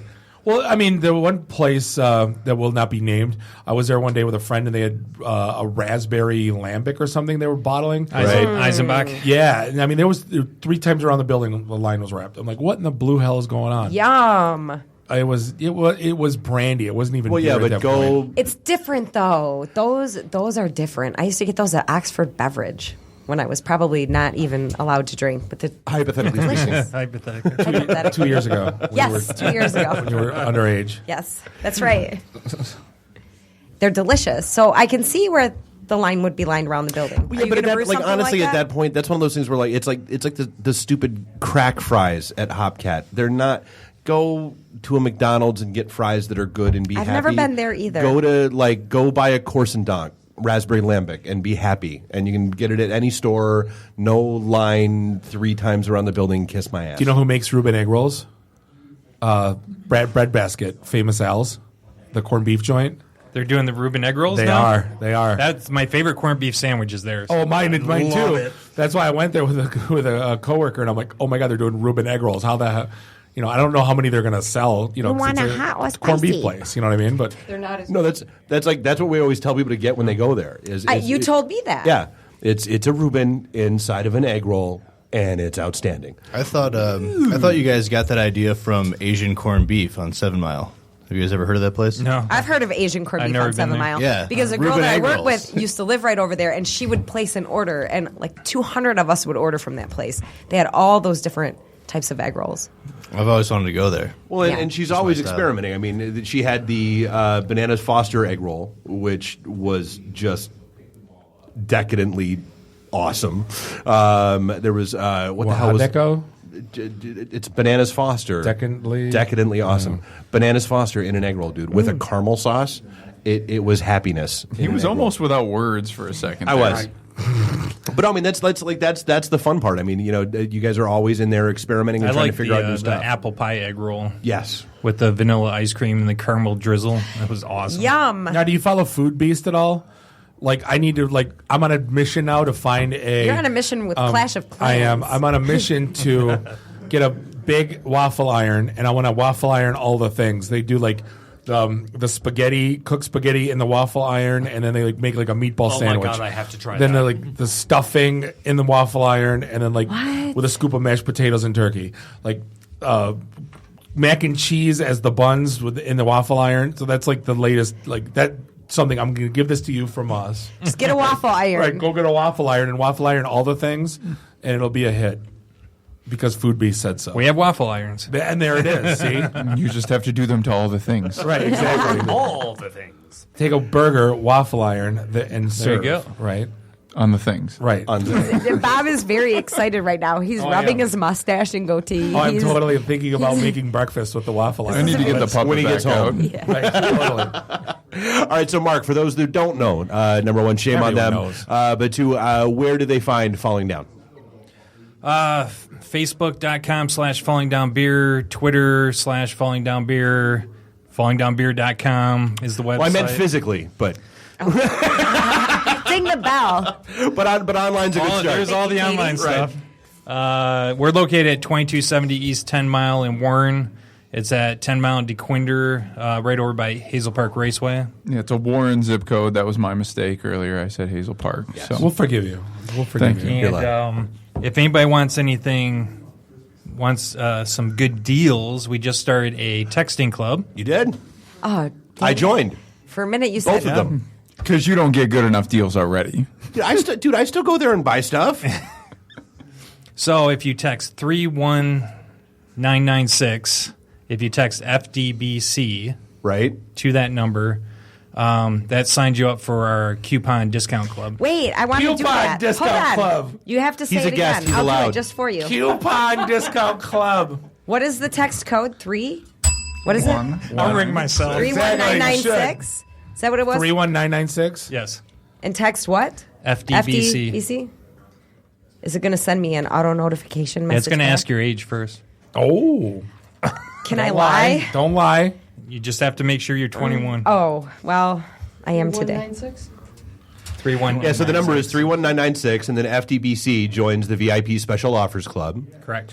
And then send another text, same number, 31996. My life and that's improved. FDBC Beer.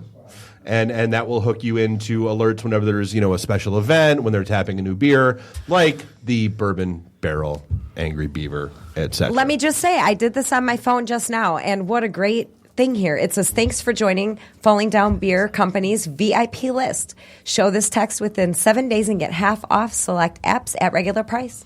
Yay, technologies. Yay! Yay for the Twitters. Well, that's a bonus. That's Text an message incentive phone. for a consumer to come out and have great service and good beer and delicious food. Absolutely. So cool, Mark. Thanks for hanging out. We appreciate the beer as always. And Falling Down Beer, check them out at 10 Mile until Oxford opens up. We will, And then still check them out after. Absolutely. We'll be back with the Royal Rumble segment 4. This is the IT and the D show, and we'll see you in a few. All right, see you guys in a minute. IT and the D. Read, meet, listen. Networking Detroit. One beer at a time. Hi, I'm Brittany Daniel from The Game, and you're listening to IT and the D Show. This is a previously recorded episode of the IT in the D Show. Welcome back. Segment 4. This is the IT in the D show, episode 100. We're hanging out above the Activate Gaming. This is the Detroit Sound Studios in beautiful Ferndale, Michigan. This is Bob the Sales Guy hanging out with Dave the Geek and the crew. Find us online, itinthed.com. The 2 Live crew. Oh, stop. That was terrible, you wish. Are you too legit to quit? That's Hammer. The 2 beer The crew. 2 Live crew. Yeah. Beer. Guys had more than 2 beers. That was terrible. Crew. It was not. Stop talking. Well, no, we wanted to talk this segment. Yeah, exactly. So, Karen, I hopped over. So, as Bob alluded to back at the beginning, so you were Captain Soundboard for us. Yes. For the first few episodes, and then, But I came to the studio every week. You did, but then something happened with your kid. Like he got sick, like week 3 or 4, and you just kind of looked at me and said, "Okay, you're a geek. You can figure this out, right? I'm out." What do I need to be there And you for? went meep, Gone. like the Roadrunner, and then I became Captain Soundboard, and then I showed you the way. Then you abandoned us out did. of that studio, I did. and now you've gone off and started your own. I did. So what's up with iRise and the corner with K-Hubb? iRiseRadio.com is doing very well. I have... Plug. What? I'm just kidding. Go.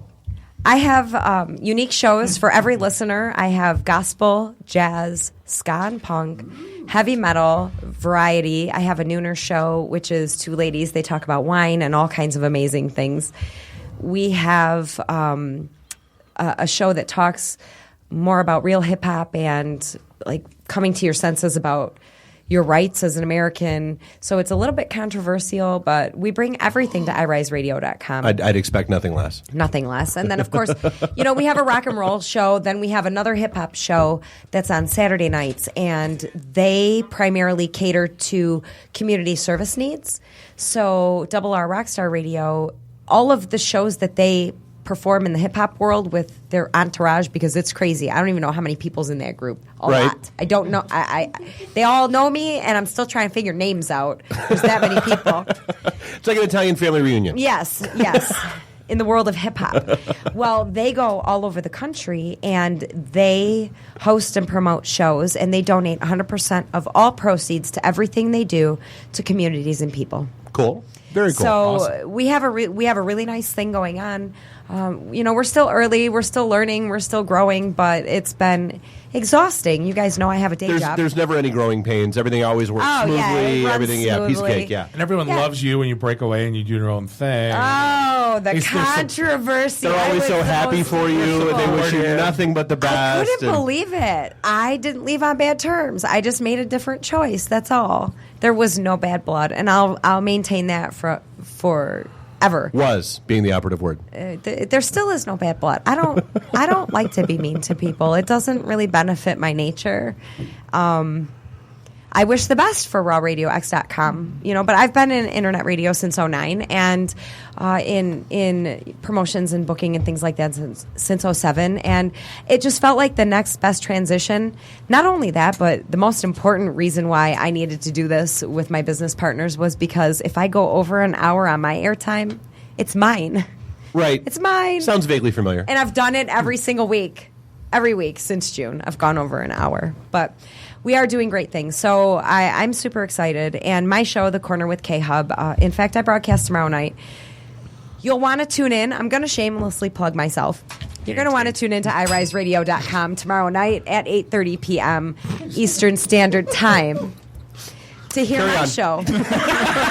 No, because let me tell you No, something. I'm still back on you plugging yourself, but go ahead. Oh, stop it, Dave. I'm adding a new segment to my show. Okay. Tinder time.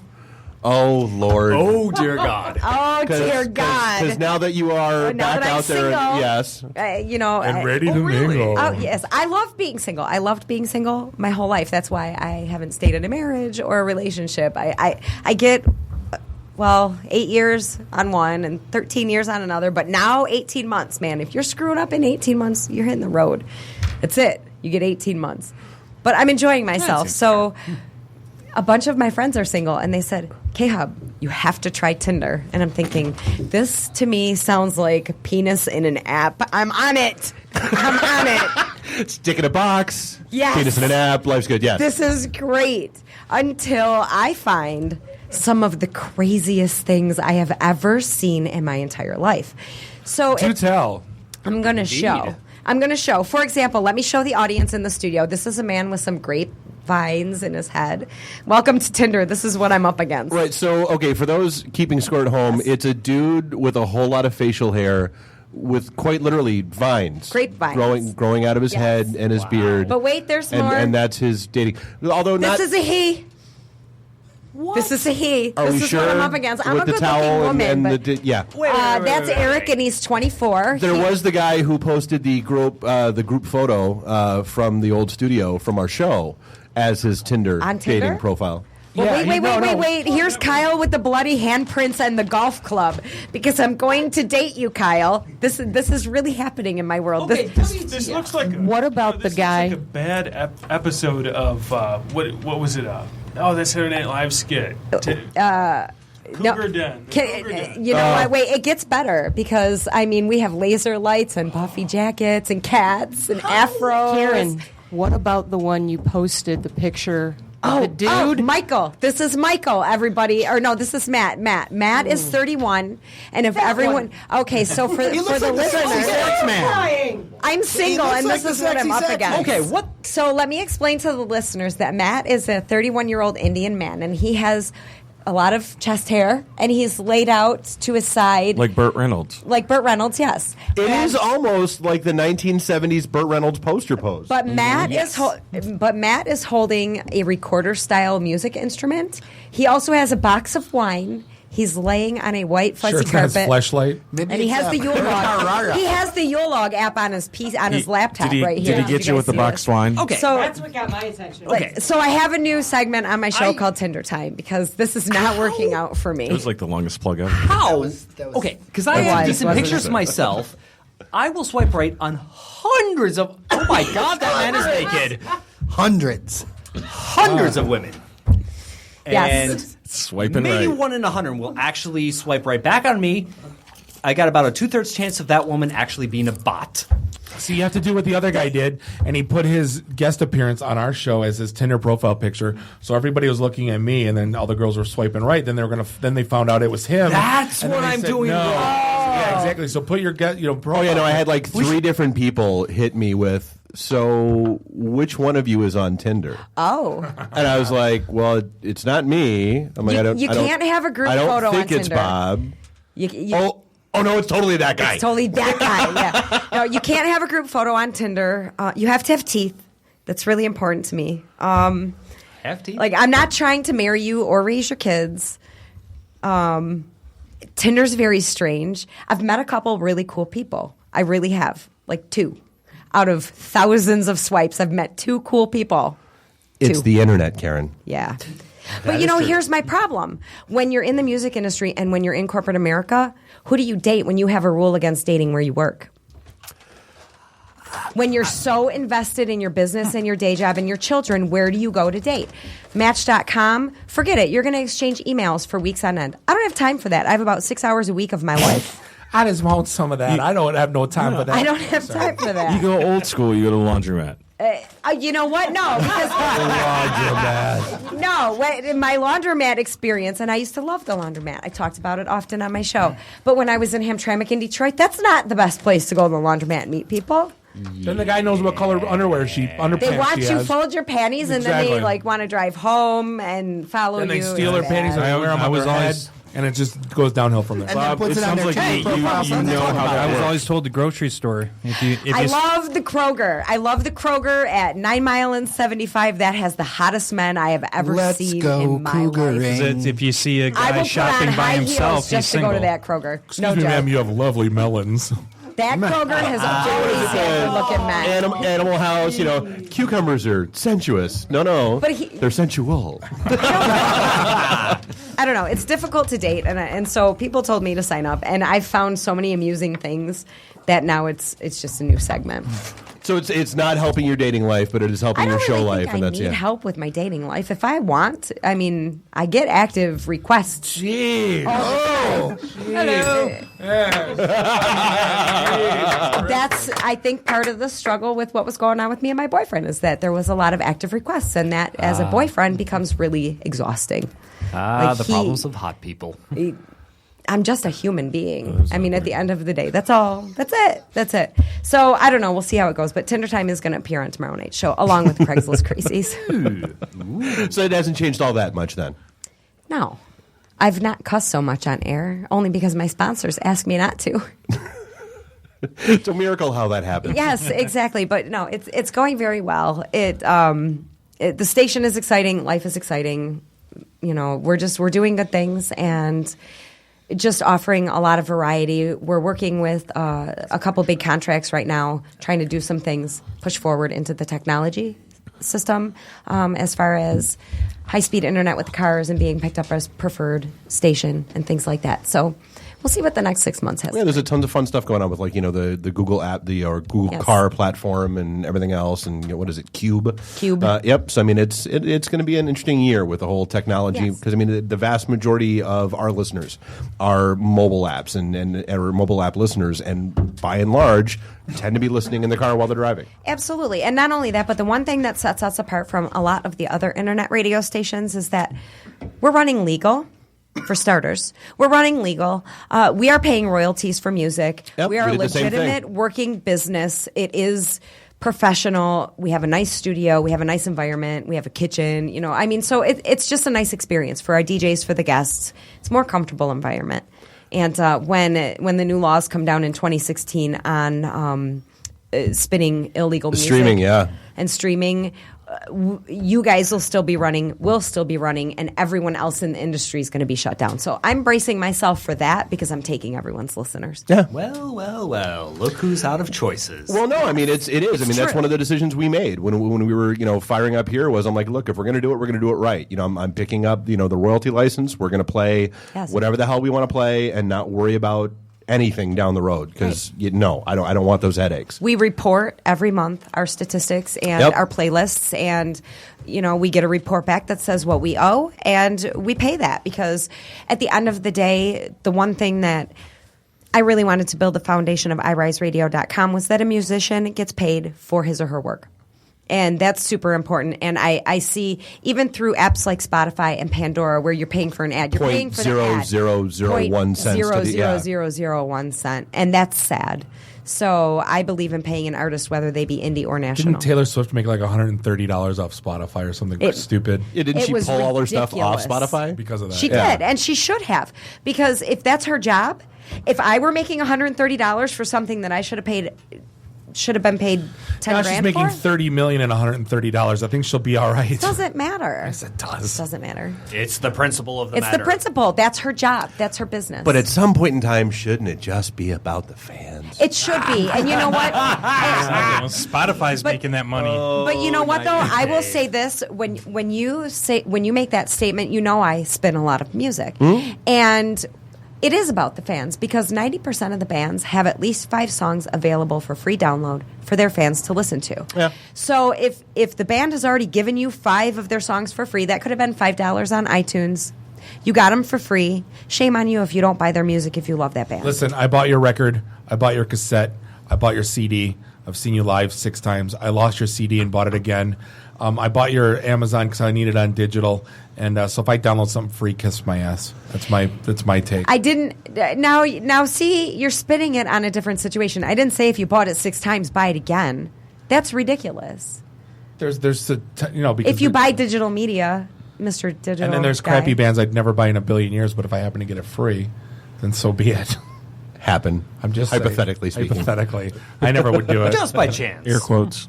I believe the musician should be paid always. Napster bad. Exactly. Are you the drummer Look, for Metallica? I used to steal music. I'm not going to deny that, but I still believe that an artist should be paid. They're coming down hard on people stealing crap these days, like crazy. Oh, going off the there's people we know that have asked me about attorneys, like 6-figure stuff, because they get hit, downloading stuff off torrents and everything else. That I mean, one I would it put in just keeps getting. It is. I mean, it's getting heavier and heavier as the years go by. And then the one guy, didn't he get the guy that broke the PlayStation? I'm just thinking the teenage kid. The teenage kid broke the PlayStation network. Got charged with 50,000 crimes. Well, dude, it's like ridiculous. Mitnick. When Mitnick got busted, they charged him with reams and reams and reams of paperwork worth of charges that really had nothing to do with what he did, but it made it look better, and they hoped one would stick. But again, kill 2 people, 2 crimes. Break PlayStation Network, 50,000 crimes. Yeah, because it's for every user that was impacted, by the service outage. In front of a 74-year-old judge that doesn't even know what AOL is. Right. Yeah, let alone what PlayStation is.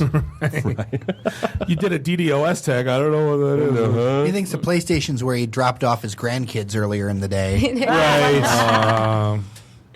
So, Billy, you've been awkwardly silent, and it's unlike you. There's a lot of people in this room.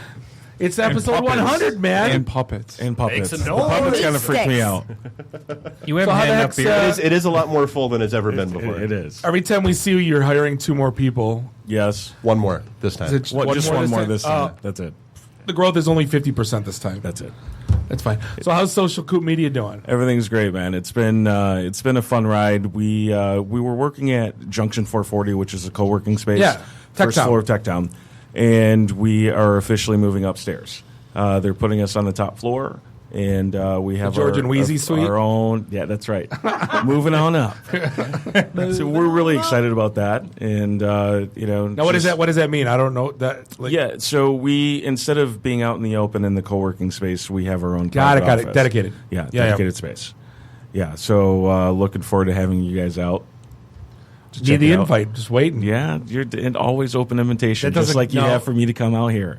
Well, it's Monday from 9 to 11. Is that how that works? Yeah. All With right. you, it's Monday through Friday from, I don't know when to Someplace. whenever. Somewhere over there. Until he decides he's going to go hit a bar somewhere and hang out for a while. Yeah, Have exactly. lunch. So any cool client meetings? Right. We never have those. Any cool new clients you can talk about? You don't have to drop their name, but just some projects you're working on? There are a couple of really cool projects that we're working on right now. We're developing some software for helping agencies better report on social media and digital marketing. And so we're hoping that engagement? Yeah, engagement. That's my favorite word. Exactly. I said it. Yeah, so that's one of the projects we're working on. There's an app that we're developing that I will be able to talk about hopefully in about a month here, but we're keeping that under wraps until we're ready to launch. And other than that, the really cool thing that we've been doing is getting out in the neighborhoods. We have a partnership with the B4B Connect, which is part of the Detroit Regional Chamber, and then Techtown Detroit, where we're going out into the neighborhoods called Get Your Business on the Map with Google. And so we give a free workshop to small businesses Isn't that within just the Google city Maps? of Detroit. No, it's not. Oh. Yeah, so What is- Google Plus really for businesses has now become Google My Business. Because Google's always just Because changing Google things Plus up. was Right. a rousing success. Yeah, it was amazing. Huge. Yeah, so we've really just been going out and working with small business owners, helping them understand how to claim their business and how to become more visible online. It's amazing to me that people don't know. Like, you run into all these businesses and, like, claim my business. Like, well, wait a minute, you haven't taken care of that yet? Right. Like, I don't care if you're a little pizza. Like, we went to Nick's Pizza. Like, you should be all over all the things. It doesn't take that much work anymore. And the fact that they're not just, again, speaks volumes to the lack of knowledge out there. The biggest challenge, I think, for small business owners really comes down to time. You know, we're so busy as a small business owner myself. I'm so busy running my business day to day. It can be really difficult to try to manage our own social media. So I get where that disconnect is, but as digital marketers, as social media people, our job isn't done. We're still going out and educating as best we can, just helping people understand that tools exist like Square, like a Square Reader. What does that look like, and how can that help their business? Sure. I mean, one of the things we always have headaches with is, me and Dave have access to all the stuff with IT in the day. So we always, we try to do like hey, don't post between 2 hours between Facebook posts, because that way, they get lost. I mean, so we're trying to like come up with our own rules, but there's still we have no rules of engagement. Just kind of like post whenever stuff goes on, or if you find something funny. I mean, obviously there's no king of the rules, but I mean, obviously, we need as much help as anybody in terms of just figuring out the hell we're supposed to do with all this crap. You know what I mean? Yeah, a lot of it comes down to your community. It's different for everyone, but sometimes Facebook gets in the way with their algorithm, and then Twitter continues to sort of mess with they're just not really knowing who they are, their identity. So it's but at the end of the day, it really just comes down to how your community, I'm going to say, engages with your content. That hurt, didn't it, Billy? It did. It hurt a lot. Well, Facebook just introduced, like, we just, like, if you go to, like, Facebook.com/IT and the cheap hashtag cheap plug. The top thing right now is I just noticed this, very responsive to messages, 100% response rate, 3-minute response time. I was going to send you a message making fun of you for that. But where'd that come from? That's something they rolled out about a month ago. Okay. And, we're still sort of figuring out how that affects pages. But we know the way that Facebook works, that's definitely going to be part of the algorithm and how they determine what gets shown in it's the like a newsfeed. 5-star Yelp review. You're going to go to my restaurant now that I would have a response rate. I don't want this, because then people are going to send us more messages. You know what I mean? And we get them on an ad hoc basis. But I mean, I guess it's different ways to, me and Dave always tell you all the time, like, Facebook to us is just funny memes and Star Wars jokes, and it's different. Our LinkedIn page is all about jobs and what's going on with work. We try to keep them separate, right? This is all the Twitter. I still don't know. If you ever figure it out, give me a call. Me too. I'd really love to I don't understand it. I'd love to get. Twitter works great for us, but that's because it's news. If you're like Pepsi or Taco Bell, or United Air, Twitter makes all the sense in the world to me. Yeah. If you're IT in the D, or if you're Bob W, it doesn't make any sense. Well, the only reason it doesn't make sense is because of the amount of work that goes into being successful in Twitter. It just takes a lot of effort. And that's what we see across, whether it's a nonprofit client, a B2B client. There's a lot more effort that goes into having success on Twitter than what you'll find on Facebook. Just following the people back that follow us is exhausting. Let alone typing messages to people. Let alone putting messages out with hashtagy hashtags. Well, and speaking of effort too, hashtagging, right? It's hashtagging me. It's the every appearance shush Bob. Oh, then he makes me. And speaking of amount of effort, like Instagram is definitely something that it seems like you've got to put a ton of effort in order to get like good results and a lot of posts. Right, absolutely. Or just be a hot girl that posts bikini pictures. Yeah. Well, it was interesting that when. Oh, is that yes? I have a Twitter question. Do you think that the media is feeding Twitter more than it's feeding anything else? Because the number of news stories that I hear that include Twitter mentions, oh, it was all over Twitter, or somebody tweeted about this, and Twitter is generating news. Yes? No? Yes, I would agree with that statement. I mean, it's a lot easier to update quickly on Twitter and be part of that news story. Got to be first, man. Right. And so Breaking that's news. part of the culture that has been created. So when you, if there is a car on fire on the side of the road, you take a picture and perhaps you post that on Twitter. Well, and I pissed off a lot of... or just send it to your friends and ask that it never appear again. Right. Which works unless one of your friends is Bob. Right. And he tells everybody. But I was talking to some of the media folks. They got really angry at me because I said the thing that Twitter scoops us all. Like, there's no way to be first because Twitter. That's the one thing Twitter does really well is first. They're like the best at getting like the But the problem with Twitter is that it's like drinking from a freaking fire hose. So I mean, yes, there's 8 million things that are coming out on Twitter at any given moment. 92% of them are complete and utter bullshit, and have no basis in reality. They're not about anything important, or it's some like follow hashtag Detroit. I tried it once. Right. I can't imagine, Dave, if you've ever done that. Just hashtag Detroit and like literally 14 a second. I don't hate my life that much. Right. That's what I'm saying. I tried it. I'm like, I was trying to figure it out. Like, literally took time to figure out Twitter. That makes, like, what am I supposed to do with this? You know, it was not so easy that a Bob could do it. No, it's not. Not like Squarespace. No. It's not like Squarespace at all. Because it is. I mean, it's information overload, and I do. I mean, I think it's an interesting platform. I think it has potential. I would like to spend more time with it. So actually, but it's exhausting. What I do, Twitter is a high maintenance girlfriend. It's a very high maintenance. But what you have to do is you put them into lists so that they have their time. So that's like, you know, so it's like you have a list of people like different interests, and then you can start to like make more sense of it. Where people that you actually like signal the noise, right? So it's like I have you in a list. Too much time. It still comes back to what Billy said before, which is it's based on your business model. So for you guys, LinkedIn's working excellent. Yeah. It's a tech job kind of site. For me, it's all about Facebook and Instagram because I'm posting pictures of beer and food. Yeah, exactly. Absolutely. Twitter's crap for me. LinkedIn's crap for me. But man, right. I get traffic all day long on Facebook and well, you should be all over Instagram. Hashtag both. Hashtag blah blah blah.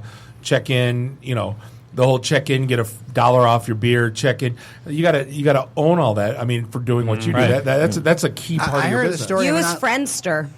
I heard the story of an online magazine that actually drove like 20,000 email signups off of Instagram. The technology, it's the best. You know, and it can really work. Right. Yeah. But you know, don't give up on Twitter. Twitter does work but it requires some effort and some planning to get that sort of. But you know, even if I think about for what you're doing with Falling Down Beer, right? If you're posting on Instagram, why not throw that picture on Twitter, right? Because or if you have some sort of special, or if you say there's an emergency, something's closing down. It's something that you can just instantly put out there. Like right? that Saturday when I was going to pick up beer and like the square block around you was shut down because of down power lines. Would have been great to know that before I drove there. If you don't have power, how do you put it on the internet? I forget to put it on Twitter?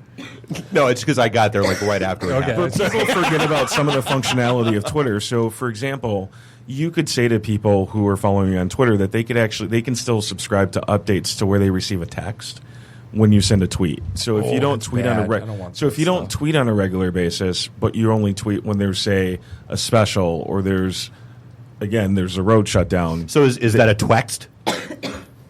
Clever. It's very clever. Yes, that would be a twext. Okay. You know, I think the whole theme of this is just you know, and I'll end on this note: just don't Twitter yourself, and I think it will all be better for it. All right, fair You've enough. said that a million times. Yeah, I know. And that's 1,000,001. It's funny on the millionth time, but can I rehash the past because I had to dig up something from my email account that you sent me. Absolutely, Joe. Please do, and the email is titled "Open quotes." Well, and that's when Dave had an aneurysm. ... End quote. I've sent so many emails with that subject. The date on the email is May 21st, 2010, and the link, which can be distributed separately. has bullets underneath it. It says 2 things here. Number 1, I had no idea that Swatch even still existed. What is this? 1987? ? Exclamation point. And number 2, and this is really the punchline here. Who in their right minds this is all caps, mind you. Yeah, not surprised. Who in their right minds tries to solve customer service issues about hundreds of dollars via bleepity bleep Twitter? ? Exclamation point, which is what Twitter's become. And I actually remember that. That was like somebody was cranky about their Swatch watch. Like somebody was mad about their $35 Swatch watch. But that's what it's become for these companies. It's evolved because some people are doing it well. Other people are, like, and unfortunately, the vast majority are sucking at it still. Toilets clogged. Thanks, Wendy's. But you were completely outraged about something that a select few have actually come to do very well and respond to customer service. And I think 5 years ago, we had no idea that this would ever be the forum that it is for customer service. No, and it's now it's for people at Arby's to announce that the toilet's clogged. Don't tell the manager. Put it on Twitter. I actually tweeted Taco Bell because my cinnamon twist didn't have enough cinnamon on them the last time I was there. I counted 472. That's third world problems in America, people. Well, hey, let's end this this ride. This is Mother of God! It has been it's been a fun ride. It's been a fun ride. I can't believe we made it to 100. Cheers to 100 more. Congratulations! Cheers. Appreciate you guys hanging out with us. Yes. So many claps. And I want to thank everybody for listening. We couldn't have done it without. I guess we would do it anyway if nobody listened. We were doing it before anybody was listening. And you were doing it well. Still be doing it when nobody else is listening. Okay, LL Cool J. Giggity. And on that note, we'll see you next week. We'll go around the room. Where? No, you personally get your ass up and take a lap. Play Duck Duck Goose. That's not going to happen. It's Bob. Yeah, no, it's the new game we play in clubs. You find the 2 girls with the lips and the 1 guy with the fake tan, and it's Duck Duck Douche. No, let everybody walk through. No, URLs where we find people. All right, everybody go. Karen. I'm K-Hubb. From where? Where From iRiseRadio.com. Yay. Yay. Next. Don't be a dick. I'm Brian Hudson from Templar Games. Ave Templari. I'm Katie. That's all. Mark from Falling Down Beer. FallingDownBeer.com. FallingDownBeer.com. Find it on Facebook / Falling Down Beer. Twitter, Falling text Down too. Beer. Falling Down Beer. Everything's Text. Falling Down Beer. All the things. Just Google it. Falling Down. I'm Beer. Jeff Haas. You can reach me at Dave Phillips is my secretary @gmail.com. Which is one of the reasons why you can reach me at ipimpslapjeffhaas @gmail.com. That email works, actually. I can't beat either of those, but Jeremiah, Daily Detroit, dailydetroit.com, and Daily Detroit all the things. Billy Strutter, Social Coot Media, socialcootmedia.com, and all the Twitters and Facebooks and Instagrams. Dave Garland, where do we find all the stuff about the city of Detroit? DetroitMI.gov. DetroitMI.gov. All right, well, Nice. that's it. Let's wrap things up. You, drink up all your drinks. Get your phone numbers. You don't got to go home, but you got to get the hell out of here. Don't be rude. Please drive careful, and we'll see you next week. Bye, See you, Mom. everybody. The emergency destruct system is now activated. Conan, what is best in life? To crush your enemies, see them driven before you, and to hear the lamentation of your women. Long live Flash! You've saved your ass. Have a nice day. I have come here to chew bubblegum and kick ass. And I'm all out of bubblegum. Nice shooting, son. What's your name? Murphy. Make the run. The run. Game over, man. Game over. It's over, Johnny. It's over. Nothing is over. Nothing. You just don't turn it off. I can't say no, and I don't really want to, so. Well, especially with the back doors open. Yo! Hold up! Time out! Time out! Y'all take a chill. You need to cool that shit out. And that's the double truth. Root. Bob loves it in the can. I hope this was as much fun for you as it was for me. That's why I like it in the can. Joe on the cheese.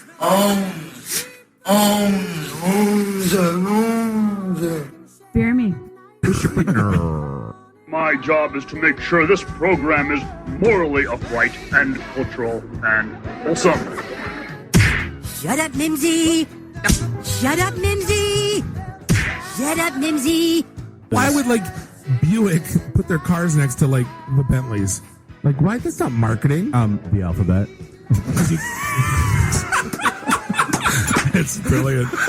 Yeah, I can't take that position. That analogy sucks because it's right. Because you're getting your 8-track tuned up. Are we at a break yet?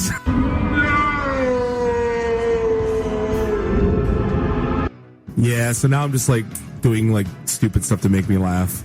Venture capital is not the end game. When are we going to talk about me? Jane, you ignorant slut. It's my show. I can say what I want. Yeah. Kiss my ass, go home, unplug, get off the goddamn internet. You are everything that is wrong with the internet right now.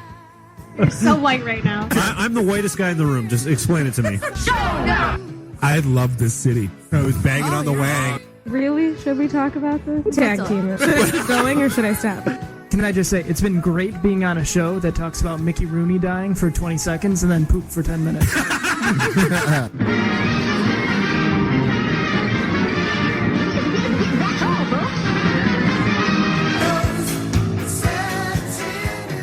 This is a previously recorded episode of the IT in the D Show.